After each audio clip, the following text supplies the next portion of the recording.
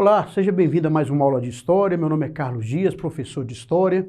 Seja bem-vindo você, aluno da EJA, família, a TV Araxá Educa, a mais uma aula neste canal, que é muito importante. O que iremos falar hoje? Hoje nós vamos comentar sobre a primeira parte do absolutismo. Por que a primeira parte? Vamos ter esse momento agora e depois vamos falar de duas nações, dois estados absolutistas, que no caso da França e a Inglaterra. Essa imagem aqui, eu gosto de comentar, é bom a gente apresentar uma primeira imagem, para nós termos noção da questão do absolutismo. O absolutismo ele começa a partir do século XVI e vai até meados do século XIX. Qual que é as suas origens? Tá? A origem do absolutismo é no feudalismo, é justamente no período feudal. Para você, aluno da EJA, para você lembrar o que é o feudalismo, tá? Lembra que é justamente aquele período em que aparecem os castelos, aparecem reis, aparecem senhores, donos de os senhores feudais, tá bom? Esse período é o período do feudalismo. E o absolutismo ele foi em diversas partes da Europa, não foi exclusivamente em um país, né? Nós tivemos absolutismo na França, tivemos absolutismo na Inglaterra, tá bom? Então traga na sua mente o absolutismo apresentou em vários países e de forma diferente em cada país, tá bom? A transformação, ele é resultado, como eu falei, da transformação do feudalismo. Então, por que da transformação do feudalismo? Para a gente estar relembrando do período feudal, o período feudal, as terras do rei estavam divididas em feudos. Então, em cada feudo tinha um senhor feudal. Esse senhor feudal ele cobrava os impostos, ele tinha o seu exército particular, tá? Então, esse é o período feudal. E o absolutismo é justamente a formação, a união desses feudos formando o que nós chamamos de Estado Nacional. Nós podemos dizer assim, é a consolidação, tá? Então, o território se organizou, se formou, consolidou no Estado Nacional. E nesse Estado Nacional vai precisar de uma pessoa, de um rei, com poder centralizado na sua mão. E como que vai acontecer nesse processo? Como que vai acontecer essa centralização nas mãos do rei? Então o rei ele recebeu vários apoios. O primeiro apoio que foi dado ao rei para que acontecesse essa centralização foi dado pela nobreza. Por que pela nobreza? Nos feudos estavam acontecendo revoltas e com poder centralizado, o exército do feudo não estava dando conta de conter essas revoltas. Então, para a nobreza, um poder centralizado, um exército forte na mão do rei, era melhor para conter essas revoltas. E também para a nobreza era interessante o apoio que ele dava para o rei para manter os privilégios. Também outro grupo que era importante nessa centralização do poder foi justamente a burguesia. O que era a burguesia? A burguesia, a palavra burguesia, vem justamente de burguês, né? Burgos, na verdade, de burgos. Burgos era aqueles que era chamado de cidades. Então, a burguesia eram os comerciantes que fixavam em volta dos feudos. E ali foram ampliando, os castelos foram ampliando e muitos feudos transformaram em cidade. Então, para a burguesia era interessante manter o poder centralizado, por quê? Para manter os negócios dela. Vamos entender isso aí melhor, para você compreender por que para a burguesia era interessante. As medidas. As medidas em cada feudo era diferente. Hoje, por exemplo, se você falar assim, 1 metro aqui, né? 1 metro aqui no Brasil, é 1 metro em qualquer parte do mundo, a medida é padrão. E nesse período não tinha esses pesos e medidas padrões. As moedas não eram padrões, os pesos das moedas em ouro não eram padrão. Então, com poder centralizado, a burguesia, ela mantinha esse privilégio, mantinha os seus privilégios e mantinha os seus negócios. Para os trabalhadores, para os camponeses, nada mudou. Os pobres, eles continuaram excluídos da mesma forma. Então vamos lá. O absolutismo e a centralização, que eu acabei de falar com vocês, né? Foi do século XVI ao século XVIII. Os governantes eles aumentaram o seu poder com exércitos profissionais.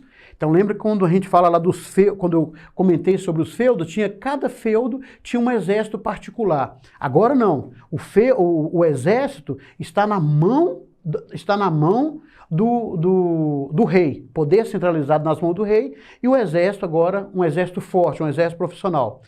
Esse rei contrata funcionários, né, para poder ajudar na administração do Estado. e as decisões de punições, impostos, e tentava controlar a igreja. Então, o poder absolutista na mão do rei é justamente o quê? A centralização no poder, a centralização do poder, certinho? Então nós vamos ter o quê? Esse poder absoluto nas mãos dos reis é o que nós chamamos de antigo regime. Para que o rei conseguisse manter todo esse poder em suas mãos, para que ele conseguisse manter um exército, para que ele conseguisse manter os seus funcionários, tá? Ele cobrava os impostos, mas os monarcas adotaram algumas práticas. Essas práticas chamadas de mercantilismo e colonialismo. Então, quando você ouvir falar, né, olha, lá no Iluminismo, por exemplo, os iluministas lutaram contra o antigo regime. O que era o antigo regime? O poder centralizado nas mãos do rei, o poder absolutista, o mercantilismo e o colonialismo. Então vamos ver o primeiro aí, que vai ser justamente o mercantilismo. Essa imagem que eu trago para vocês aqui, de um porto, tá, as embarcações, é justamente o mercantilismo, tá, o comércio. O que nós temos que entender sobre o mercantilismo? Primeiro, é intervenção e controle do Estado na economia com medidas diferentes, como controle da produção de moedas, estoque de metais preciosos, redução da importação de produtos de luxo e estímulos às trocas comerciais. Então, vou deixar essa imagem aqui para vocês, para nós entendermos. Então, o mercantilismo ele foi aplicado de forma diferente nos países também. Cada país adotou um método de ter o controle da economia. Então, como que era fazer esse controle da economia? Tá? O controle estatal, como foi colocado aqui, né? A intervenção do Estado na economia. Um exemplo assim simples que eu gosto de colocar para os alunos, por exemplo, o pãozinho de sal. Um exemplo nós podemos colocar se o governo definir o peso o peso e o valor do pãozinho de sal. É uma forma de um controle estatal em cima da economia, uma forma bem simples, né? Outro uso do mercantilismo é justamente a balança comercial favorável. O que significa uma balança comercial favorável? Aqui que nós estamos falando aqui, redução das importações. Essa redução das importações, essa balança comercial favorável, é vender mais e comprar menos. Um exemplo para nós, na sua casa tem um salário, duas pessoas trabalham, cada um ganha um salário, então R$2.000. Então entra R$2.000. No momento de gastar, gasta 2.200, então teve um déficit. O que seria o correto? Entrar os 2.000 e gastar 1.800. Isso é bom na matemática aí, ó, para o pessoal da matemática. Então, teve um saldo de R$200. Então, a balança comercial favorável, a redução das importações, era justamente para isso. Vender mais e comprar o menos possível, tá bom? Então, para ter uma balança comercial favorável. Outro método que foi usado pelo mercantilismo é o que nós chamamos de protecionismo. Uma forma de proteger a economia. Inclusive, até hoje, nós usamos esse protecionismo econômico. O que é protecionismo econômico? Eles aumentaram as tarifas alfandegárias sobre os produtos que eram importados. Um exemplo assim simples, que a gente pode colocar para nós aqui, um exemplo dos carros, né? Vamos pegar na atualidade. Por que um carro importado ele torna-se mais caro do que um carro nacional? Um carro igualzinho. O mesmo carro que vende lá na Europa está vendendo aqui no Brasil, o mesmo carro. Por que ele torna-se mais caro? Porque tem a tarifa alfandegária sobre ele. Então, o país, ele acrescenta uma tarifa alfandegária justamente com esse objetivo, para que com o imposto sobre o carro, o imposto sobre aquele valor do carro, faça com que o valor dele seja maior do que o carro local. Então, você compra uma mercadoria fora do país que custa R$100, aqui no Brasil custa os mesmos R$100. Quando você importa essa mercadoria, você vai pagar 30% de imposto de tarifa alfandegária. Então, aquela mercadoria importada passa a ser 130. O que você vai preferir? Comprar uma mercadoria de 130 ou uma mercadoria nacional com a mesma qualidade de 100? Então, esse é o protecionismo, a forma de proteger a economia. E o mercantilismo, ele teve vários modelos nos países. Por exemplo, a Espanha adotou o mercantilismo metalista. O que significa isso? Pelo próprio nome, metal, né? Metalista, de metal. Então, a Espanha, o que ela fazia? Ela explorava das suas colônias, buscava explorar das suas colônias os metais preciosos. Então, ela acumulava, ela utilizava do mercantilismo através da extração de ouro, esqueci o outro, a prata, tá bom? E levava para sua metrópole. Então, o mercantilismo lá na Espanha, do século XVI, né, é claro, que deu início às colonizações. Então a Espanha fazia através do metalismo. Já Portugal ele usou o mercantilismo comercial. Por que comercial? Da própria palavra, do comércio. Então Portugal buscou uma nova rota para as Índias, e antes, o que Portugal fazia? O comércio com as Índias, buscava mercadoria nas Índias e vendia na Europa. Algo parecido nós fazemos hoje, né? Trazemos mercadoria de outros estados, um comércio, a mercadoria ele traz de outros estados, ele comercializa aqui na nossa cidade. E temos também o que nós chamamos de o mercantilismo industrial, né? No caso aí, a manufatura, que foi usado na França. A França não usou o metalismo, não usou o mercantilismo comercial, e sim o mercantilismo industrial. Então a França produzia produtos, né, manufaturados, móveis, materiais feitos com enxadas, machados. Então, o mercantilismo industrial foi aplicado na França. Também o mercantilismo industrial na França é chamado de colbertismo, tá? Por causa do nome do ministro da economia deles, que era Colbert, tá bom? Então, nós tivemos aí sobre o mercantilismo. Outra prática foi o colonialismo, tá? A questão da colonização. O que significa isso? O colonialismo. O investimento na exploração de novos territórios, buscando novas riquezas e bens. Então, o colonialismo é uma prática, tá, na qual exerce um domínio sobre um território, ou um domínio político, um domínio cultural, ou um domínio religioso. No nosso caso aqui, o domínio com busca de novas riquezas. Exemplo, a Espanha que explorou as suas colônias aqui na América do Sul, Portugal que explorou as suas colônias, no caso o Brasil como colônia aqui na América do Sul. É uma forma de colonialismo, tá bom? Aqui eu trouxe um mapa, um globo para vocês, para a gente ter, era para ter comentado em cima desse globo aqui, né, esse colonialismo. Então, o colonialismo feito pela Espanha, por Portugal, pelos ingleses nas 13 colônias da América do Norte, que as 13 colônias depois vão se transformar nos Estados Unidos, tá bom? Essas formas de colonialismo. Tivemos também os chamados defensores do absolutismo. O que são esses defensores? Pessoas que escreveram sobre o absolutismo, defendendo o absolutismo. São pensadores, no caso aqui nós vamos trazer 3 pensadores. Esses pensadores, eles escreviam defendendo que era necessário existir o absolutismo, que era necessário o poder estar centralizado na mão do rei. O primeiro dele é o Nicolau Maquiavel. Você já viu muito falar a palavra Maquiavel, né? Quando fala, pessoa maquiavélica, né? Então ele é autor do livro O Príncipe. O que ele acreditava? Ele acreditava que o Estado é maior e mais importante que o indivíduo.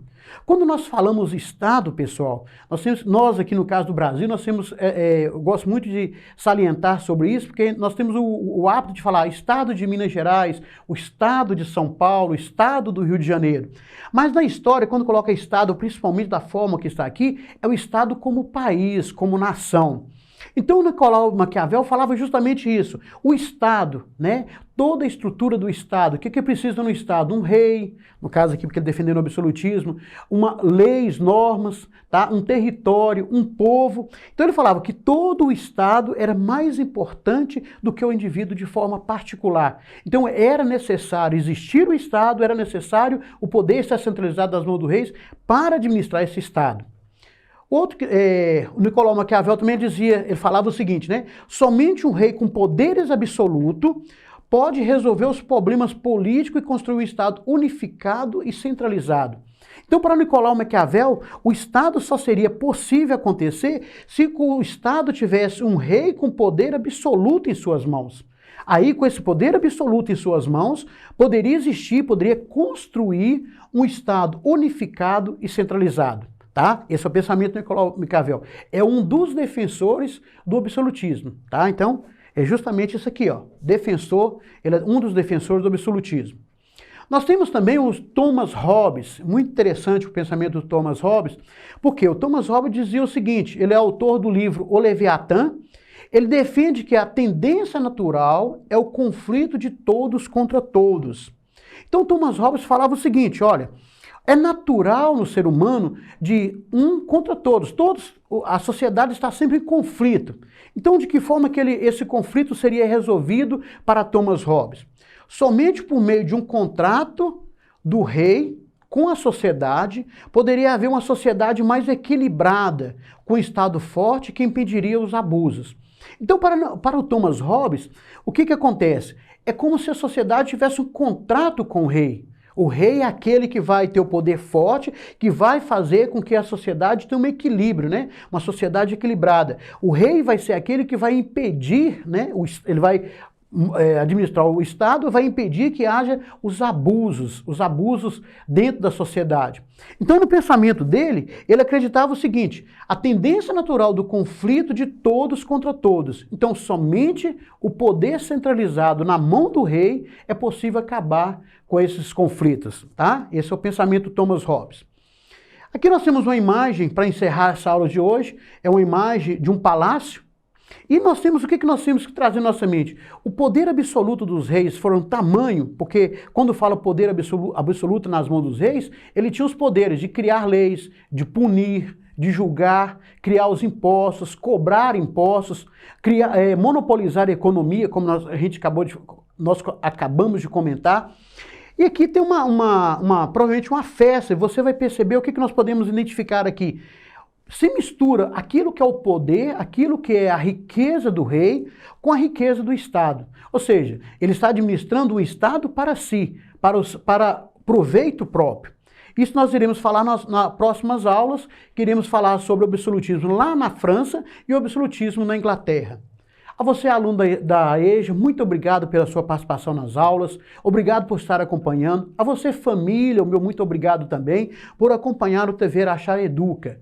E continue na sintonia, mantenha os seus estudos, não desanime, continue firme e bons estudos.